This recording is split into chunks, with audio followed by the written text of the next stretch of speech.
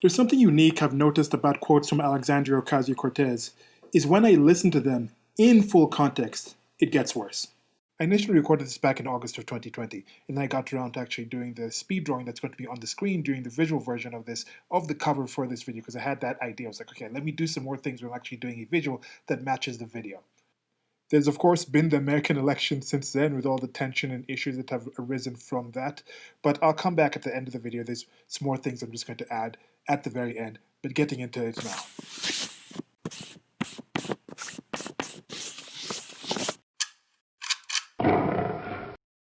So who is Alexandria Ocasio-Cortez? Better known to some of you as AOC. I have a different nickname for her that I thought of some time back, and I will be reading you something that I wrote about her sometime back, years back. I think it was back in, let me check. This was in 2018.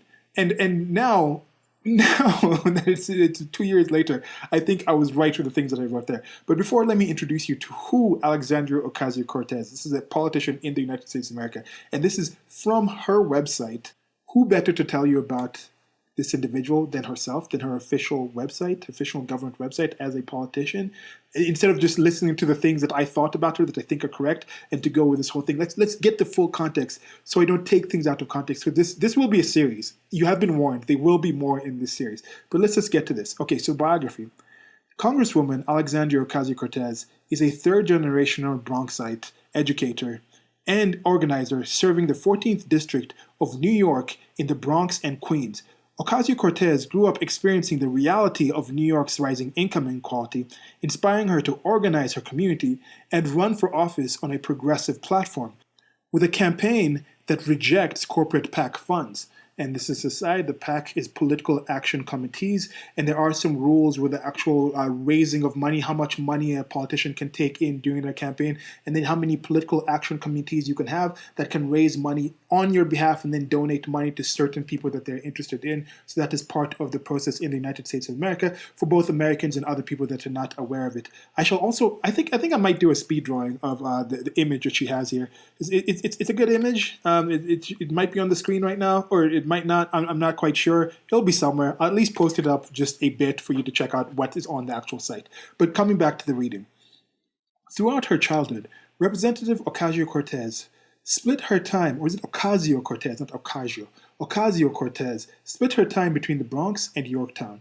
While visiting her extended family in the Bronx, she saw a stark contrast in opportunities based on their representative zip codes. Something I agree on. This is something that I've seen in my background as well. Continuing the reading. After high school, Alexandria attended Boston University and graduated with degrees in economics and international relations. During this period, she also had the opportunity to work in the office of late Senator Ted Kennedy. Her role in Senator Kennedy's office provided a first-hand view of the heartbreak families endured after being separated by ICE, and that stands for the U.S. Immigration Customs Enforcement. They're in charge of different things to do with the border and immigration, so illegal immigrants and things like that. They're the ones who enforce that kind of thing. These experiences led the Congresswoman to organize Latinx youth in the Bronx. And Latinx, for those of you who don't know, is a specific thing in the United States of America. This is not like Latin people from the Bronx. It's not like there's like Black X and White X because they live in the Bronx. It's not like, oh, repping the Bronx. No, it's something else. So these experiences led the Congresswoman to organize Latinx youth in the Bronx and across the United States.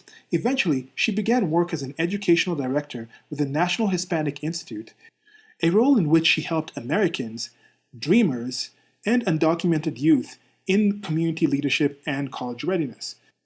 And here, DREAM acts for people who are involved with the DREAM Act in the United States of America. And the DREAM Act, DREAM is short for Development, Relief, and Education for Alien Minors Act. And this is a bill that was passed in Congress that would have granted legal status to certain undocumented immigrants who were brought into the United States of America as children and went to school in the United States of America. So it's a way of like naturalizing those people, because that's a specific situation. They didn't have as much choice as their parents did, who either entered the country illegally and then stayed, or they entered as a legal migrant and then overstayed their visa and were in the country illegally and things like that. Then these people have gone through schools, they've lived in the United States of America, and I do have an understanding with them. That's a similar situation that I had. I moved to the United States of America because my parents were working in the United States of America at the time, but the time that I was spent there, because of the status of my parents, didn't count towards naturalization, so I'm going through my current process of becoming a legal migrant with a permanent residentship and things like that. But that's for a different occasion. So back to the reading.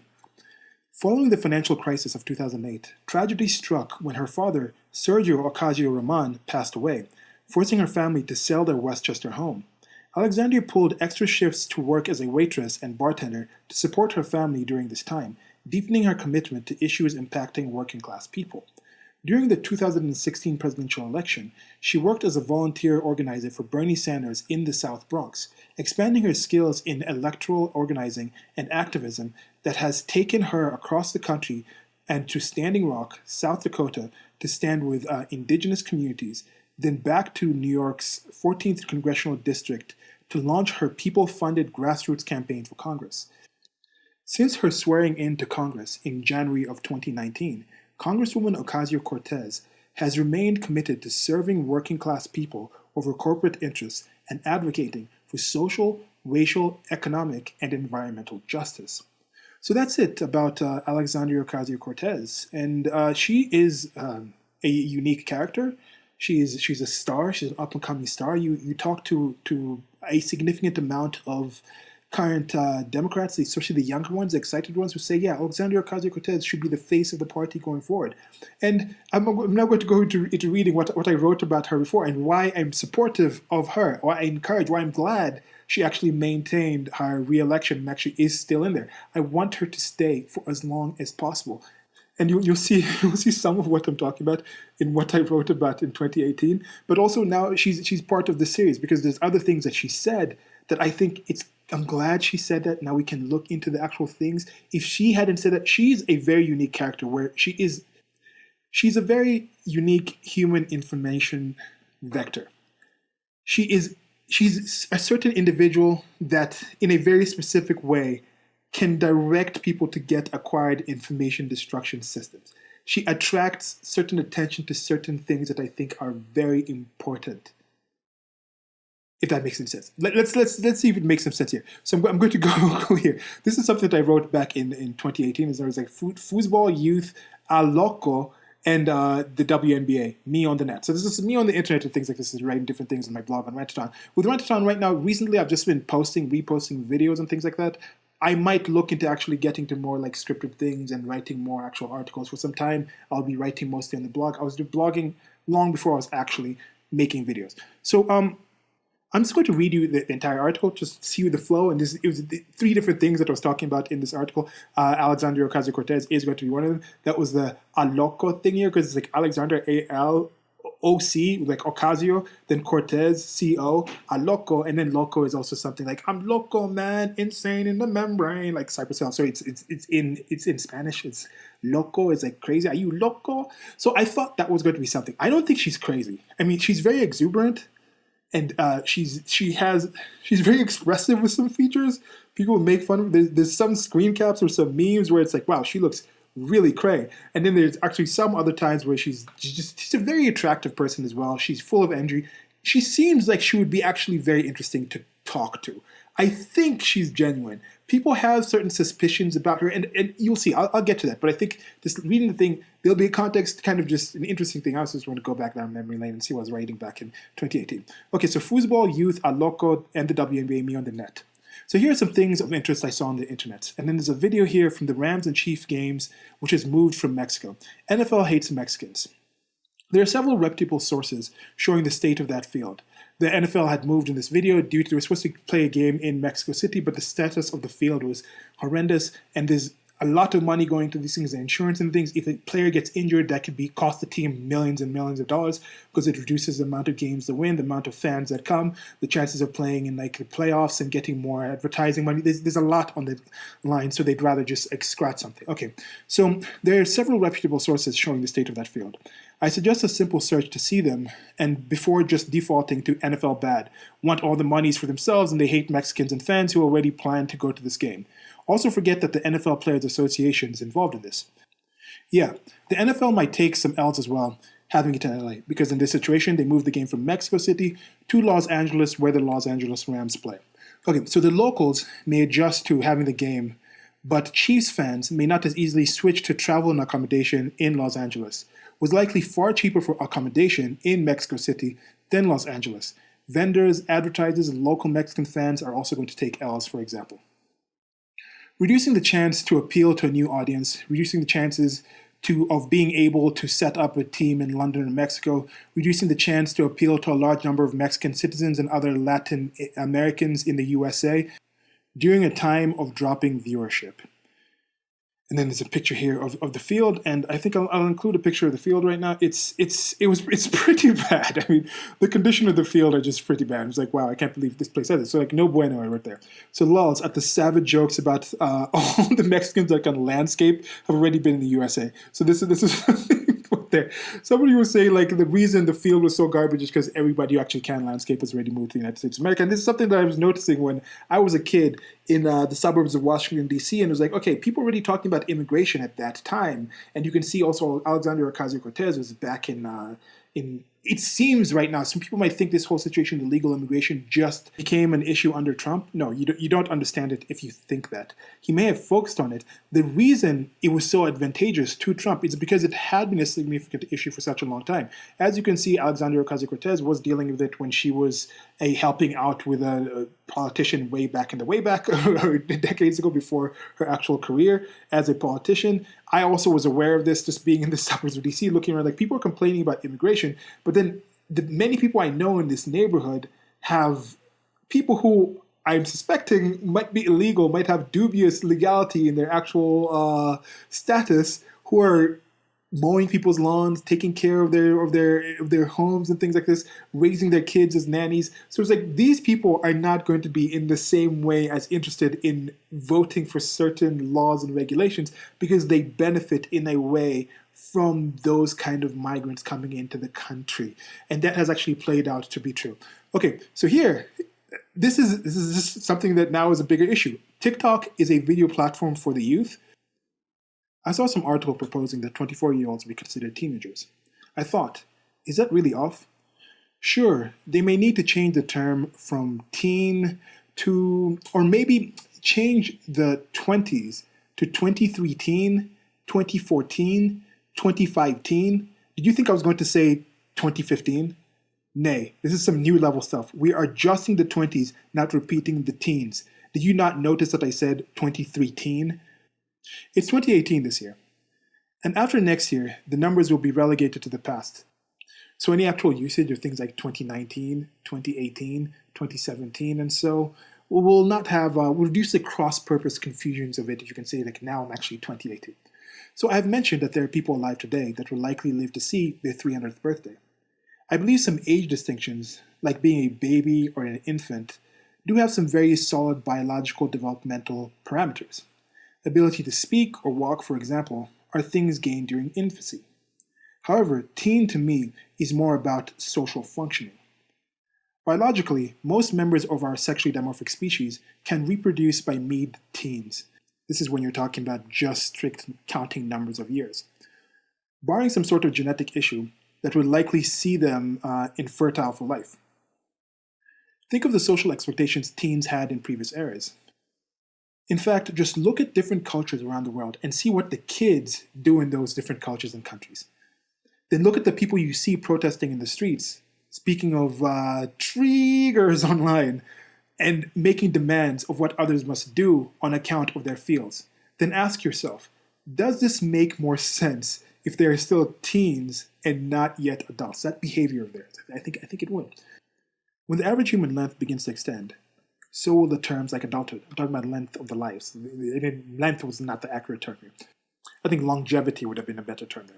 Okay, so there was 40 is a new 30, but now twenteens are the new teens. This goes along with the habit of having little or baby in the names of celebrities and performers. So I found out about Baby Ariel, while I was searching on some searching journey that led me to an article about TikTok, an app for short 15-second clips that appeals to who? I smiled at some of them, but look at the age ranges of the people creating content. And then there's a meme here. I'm going to put this meme up on the screen if you're watching the video. It's this image that says, "This is Carlos Silva," and then it's this guy that looks like he's has some he might be Latinx, as Alexandria Ocasio-Cortez would say. He's saying "Make America Mexico Again," wearing this red shirt with this red sign saying "Deport this," and he's flicking off the camera. He's got his smile there, and then below it says he was deported back to Mexico on February 26th of 2017. So kind of funny that he put himself in that place and then they actually deported him. So I was trying to verify this meme when I stumbled upon TikTok. And then in the article below here, there's actually a baby Ariel Gucci on my body video. So back to the reading. And like I said, TikTok now is blowing up. There's issues with Trump saying it should be banned because we had the China connection. This is before I knew about the China connection as much. But yeah, so there's issues with that. Now TikTok is actually suing the Trump administration because they were saying, okay, you have to sell it to somebody in this American company because of the connections and things like this. So there's issues with that. So it's popular enough to people though. Think about this. What sort of marketing would make you want to watch this material? It's a baby Ariel video in there.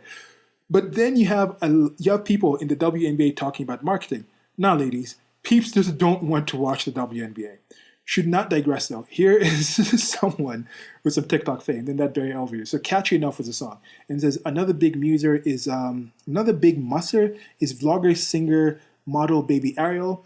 Who muser, is it muser? Is that what they call him? I don't know. Another big muser is vlogger, singer, model baby Ariel, who Forbes and others named as a major social influencer. She has 29 million followers on TikTok.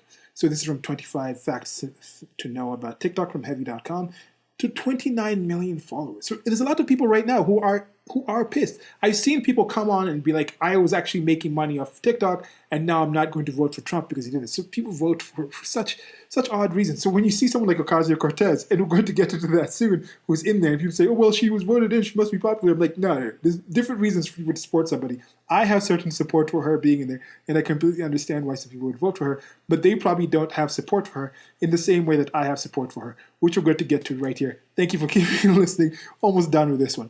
Okay, so 29 million followers. So I wonder how many of these followers are in their 20s. Actually, how about we change years around from counting your own personal ones?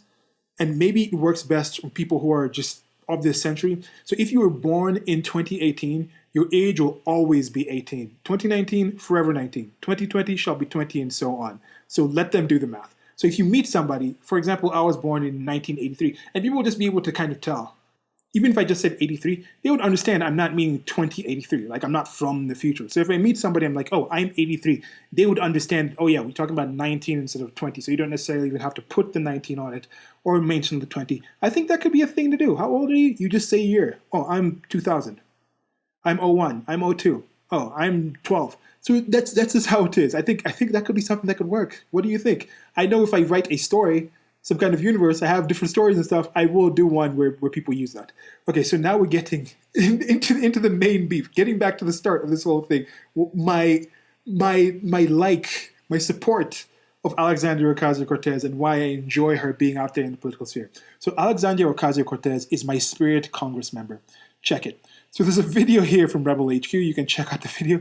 It was early. It was after she just got in. This young firebrand gets in there, and then I think she stormed the little waiting area in Nancy Pelosi's office where the different kind of protesters were in there with their signs, and she was talking to them about getting big money out of politics, talking about her progressive platforms in her very unique voice and way and appearance of talking about these things. Her big eyes, red lips. The look is good. It pops, it reaches out to people. People want to listen to her. People want to hear her. People are around her. She gets people excited. And it's just, oh my, Dem Soch Bay cannot be contained. That's my nickname for her, Dem Soch Bay, Democratic Socialist Bay. Some people get offended to it, but she's attractive. I'm not going to deny that she's an actually attractive human being. Just like people look at Trump and say he's orange man, he's unattractive. People speak on these things. We have eyes. We see these things. And I'm not going to pretend she's not.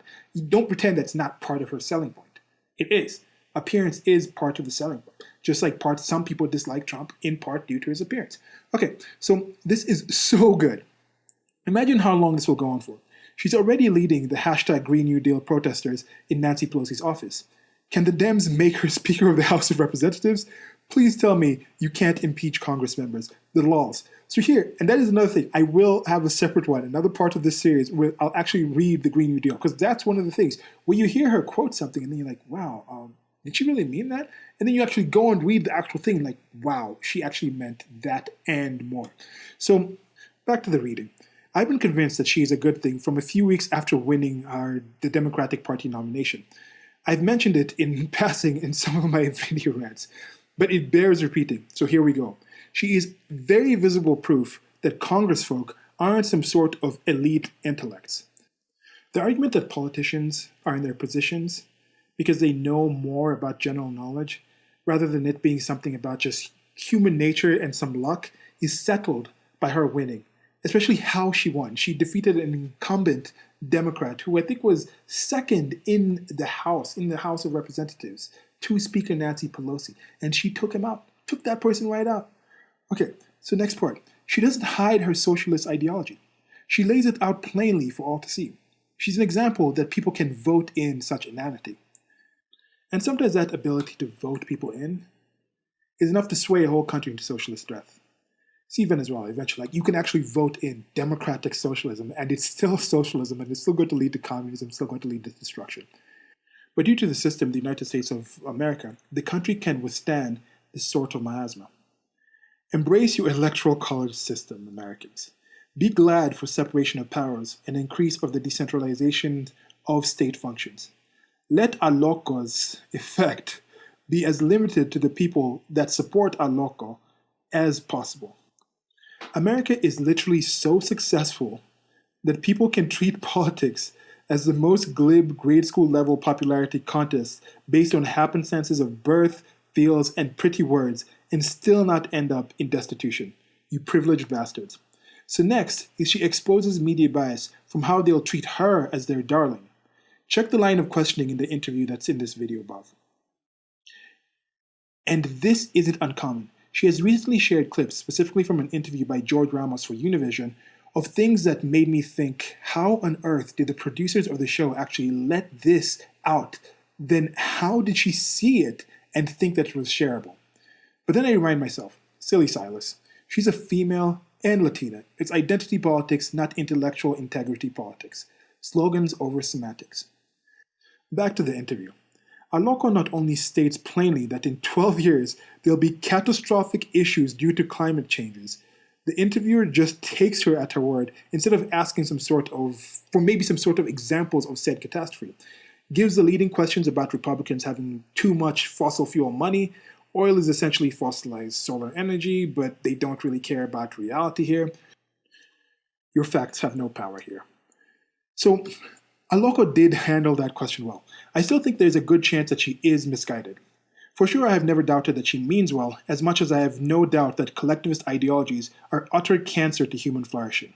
Now imagine if that's right, if she actually is misguided, and then she has a come to Mises moment while being such a public figure. And come to Mises, I'm talking about Ludwig von Mises here, and this is a Mises Institute. There's a link there, you can check that out. I have a different video talking about Introduction to the Mises Institute, and that's talking about Austrian economics. So she had that degree in economics. But you look at what's happening in the actual system of education, the schooling systems and things like that, and what they're being taught. Her actual understanding of the things, she might be doing the best she thinks she can do based on information that she knows. And I have had that experience of having limited information on certain things and meaning well and not being able to actually do the right results. Problems occur not because of what X is, but because of how we define X. Some of the problems and issues she talked about in her biography are things that I have noticed as well, that are undeniable, that are things that have actually happened. Climate change, the climate literally is changing. But if you think it's based off of certain information and certain things are going to happen due to it, and the results of those things are negative for these other things, what you prescribe in order to prevent those things will be different from what is actually in reality happening. So that's something I'm thinking about here. And this assumption that actual realistic knowledge about financial economics is something that's common sense, it's not. It definitely is not. I'm looking at how much I've changed and the things that I've learned. It is, I think it's practical. It ties on to reality. It's not simple, but it is basic, because it's just, you look at the world, look at reality, and these are the way things work. It fits together. It follows. It's it's rational when you actually get the information, you actually see it. But sometimes we're talking about such large scope, such nebulous things, like what is the worth of things? It's a subjective thing. So it's hard to actually grasp some of these, but once you grasp the concept, it is 2 + 2 = 4, even though right now we're living in a time when 2 + 2 = 1984. But anyway, back to the reading. I'm just thinking, if she gets that thing, and she changes her mind on a more accurate and more applicable, more realistic form of economics, while having all this background, having all this support, all these young people, it can be really good for the world in general. Okay, so back to the reading. Take what has happened to others that transitioned, such as Candace Owens. And Candace Owens, right now, I think she works at Prager.com, and she was somebody who was more on the political left. She had a website in particular that was doing some kind of tracking of people. It was some kind of like full-on ban, block, cancel culture thing. And then she realized, like, wait, this is actually not that good to just be getting private people and putting them up a list. I had a project thinking about called The Usual Suspects, where I was going to follow public figures, where you could look up the things that public institutions and people have said about certain issues and things like that. But she had gone to a point where it's like, hey, if you tweet something as a private individual, you put into this database and people can look up your name and see all the things. And then she was like, oh yeah, she actually switched from that, now is a firebrand for the conservative cause. Okay, so Candace Owens, and then you multiply that. An avowed democratic socialist finding Austrian School of Economics and starting to quote Rothbard, Hayek, Mengner, and others, starts sharing contemporary sources such as podcasts from Tom Woods or the new one by Bob Murphy's new show. That would be amazing. That would be an amazing thing. So anyway, that's a possibility.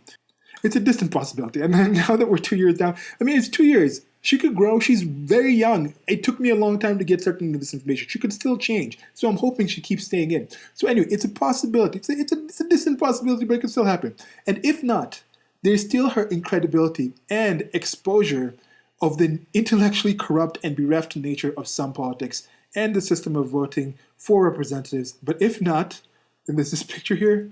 We did not come to play. And now this is the four horsemen, horsewomen, horse Congress people or something. I don't know. Is these young new female politicians, your cool new congresswomen are already hanging out. Squad. It's a squad. That's what they call them, the squad. And they have the different color fists here. I think it's something Presley, then Alexandria Ocasio-Cortez, and Ilhan Omar, and then I'm forgetting the other one who's Palestinian something, and then there's two people in the back and whatnot. And they've been very public. And these other congresswomen have also done similar things to AOC in putting out these things, saying certain things that I don't think other people would have said in the past. So there's the cringe, and that cringe is what I'm supporting. That is part of what I've supported with her, and I've said this is part of why I'm actually supporting her, because she's actually exposing these things, and she's talking about things in a specific way that Nancy Pelosi would not. Even if Nancy Pelosi believed some of the things Alexandria Ocasio-Cortez would say, she would not be saying it as open. She's more wily. She's sly like a fox. So she would kind of be hiding this thing. Bernie Sanders believes similar things, but he's like, he's existed in politics because he realizes the United States of America did not vote Bernie Sanders in because it's some kind of plan or shenanigans by the Democratic National Party. No. I mean, that played a part. But it's not the main part. It's just America's not going to swallow socialism, and Bernie Sanders won't just serve it out like that. He'll be more wily about it. He understands that part. It's keeping his job. Alexandria Ocasio-Cortez will just come out and say it. And that is part of politics. The way you package things, the way you advertise things, the way you market things. And that's going to lead into this last section as we finish up this article that I wrote and finish up this video and this presentation. Thank you for listening. So, in marketing wins. Though I scoff about anyone claiming poor or insufficient marketing is a major reason for the WNBA not having been able to be profitable since its establishment 22 years ago, and now 24 years, it's still not profitable, marketing does matter. Imagine you had a product that served a need. It was then packaged in a fun and appealing way. Enough so that some people decided to do something with it that could kill them. Others began to take this as a challenge and follow suit. Is this bad or good? For Tide, they managed to turn the Tide Pod Challenge into a financial win. Here's an article from The Pluralist. Tide denies that new boxed wine detergent is plot to kill off weak-minded millennials. And I'll put it up on the screen right now. You can see that there is an excellent packaging of Tide. the boxed wine thing in United States of America, if they die, they die, and the Ivan Drago thing. And this is the thing, like, if you package it like this, somebody dies, the United States of America seems to be overly litigious. I don't think Tide should be held accountable for this. It's soap. If you want to drink soap, come on, man. Okay, so look, WNBA. This can literally kill you if you drink it. There are articles warning people how it'll damage them. It's literally poisonous for you, and there's already a hashtag Tide Wine Challenge. It's time to admit that your product is not something people want. If it was good, people would consume it. And this is what I was talking about with the socialism thing. When they're talking about these collectivist policies, these big government things, this centralized everything, when they talk about it in a way, because the politicians themselves want to actually get more power by promising people goodies and bribing them, they say those things, but they just can't come out and say this is socialism. Because when you come out and admit the reality of it, people realize it's poison and won't actually take it. And AOC is somebody who will just come out and say, hey, drink this poison. No, they're not going to. Okay, so no matter how delicious Tide Pods look, there aren't people eating them repeatedly just because they look tasty after their first try. An added inane excrement, which is an argument that is more of a weak excuse than anything or of merit, it's kind of like excrement as well. It's a word I made up here. So look at how the NBA was after 22 years. Really? That's what you'll go with? Look how the NBA was in 1971. You want to compare current year to this is current year, this is 2018, this is pre-pandemic time. But you want to compare that 2018 time with the ability to go to the games at those times, the familiarity with the experience, the costs, the lack of entire swaths of fans who are ready for the quality examples of your product. That's not the same. The NBA was preceded by other professional leagues that also folded in part due to them not having comparative money to the millions the NBA had invested into the league. But now, let's not focus on the pre-NBA.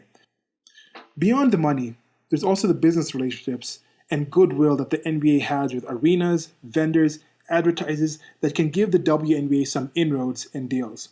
And then there's something here that I screen captured somewhere. It said from some Reddit thing. It said the sad reality that a WNBA game is essentially 48 minutes of shacking a fool.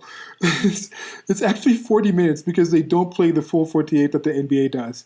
So 8 minutes less to embarrass themselves. Then third person said, "This stuff killed me." So with the WNBA, there's still issues with it. The product itself. You can't sell the product, no matter how you package it. When you actually go and see what's happening on the court, you're just not interested. And socialism, what Alexandria Ocasio-Cortez and other people in the Democratic Party and other people in general in big government type of people are peddling is the WNBA compared to the NBA. And let me actually throw the Republicans in there as well. Let me throw the conservatives. Government, public sector is the WNBA. It's something that is actually feeding off of the private sector that is the NBA. That is the actual productive part, that is the actual top competitive part, that is the part that actually earns money, provides profit, provides something of quality. Both of them, both sectors have the virtue signaling, have the things where they require you to do things, they try to sell you things, they try to hide things, they put on a show, there's all this efforts and things like that. But one of them parasites over the other, one of them is a product that you have to actually, that wouldn't actually be able to run by itself. It needs to parasite off of somebody else. It needs to kind of be forced down your throat. You have to deal with the WNBA. You don't want the WNBA, but you're being told, you're being shamed into wanting it. If you don't want the WNBA, it's because you don't like XYZ. No. It's not quite the same. And I think Alexandria Ocasio-Cortez presents the government for the WNBA that it is. She's the one who's actually showing you what the game is. This is the game. This is what you're playing with. This is what you get. Do you want this or do you want the NBA? So that's some thoughts on it. So this is my first thing, my intro to this series, and I'm going to be reading some things. At least one of them will be me going in and actually reading at least, I know how many pages the Green New Deal is, but that's something that I wanted to actually read out and you actually see what she actually said with that. And it's going to be other things that Alexandria Ocasio-Cortez has said. You hear her saying something, and I'll try to go and get the context to show you that just the quote might seem clownish, might seem absurd, or might seem appealing to somebody.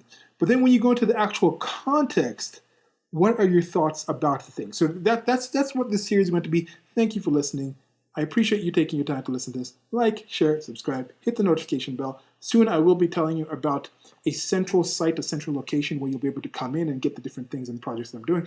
I've mentioned some things in this video, starting some projects, getting to move to the United States of America, doing some other things, getting more conversation series. Maybe I'll have people come in this conversation series so we can discuss some of these topics and things like that. But yeah, now for some of that recent AOC news that I mentioned. She is 31. She is relatively young. She's getting into politics. There's been some issues from some people on the political left who are saying she needs to fight for Medicare for all because Medicare for all is popular. And then supposedly she was saying, I'm trying to get on some committee meetings instead of actually doing that. And then they got booted off the committee meetings. And then she goes out and she actually gets the coronavirus vaccine. And then Ilhan Omar, who's another member of the squad, comes out and says, oh, you shouldn't have gotten it ahead of time. It's for these other people. Like, they should give it to the people who need it more before us. We're not different than the actual people.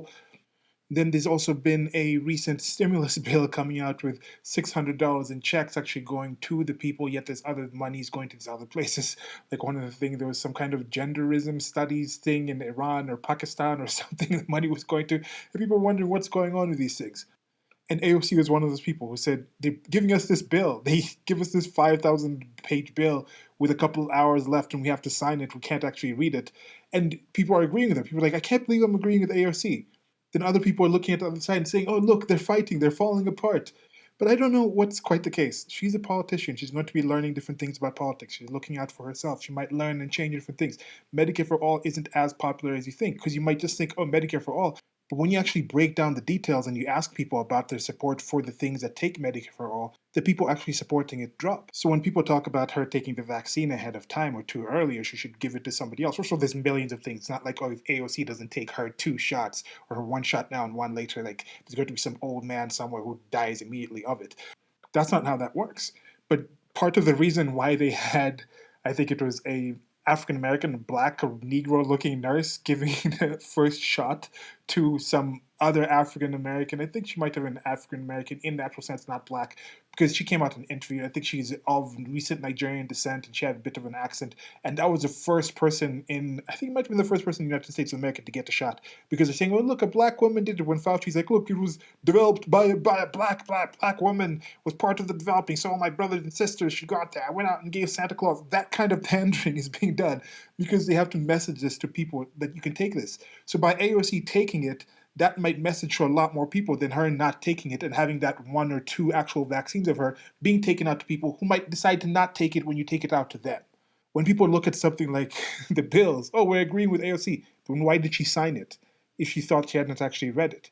How many people actually read the terms and conditions of things they actually sign up on? How many people, like I recently read the Constitution, have read the Constitution of the United States of America recently to know what the country's about before they complain about what the country actually is?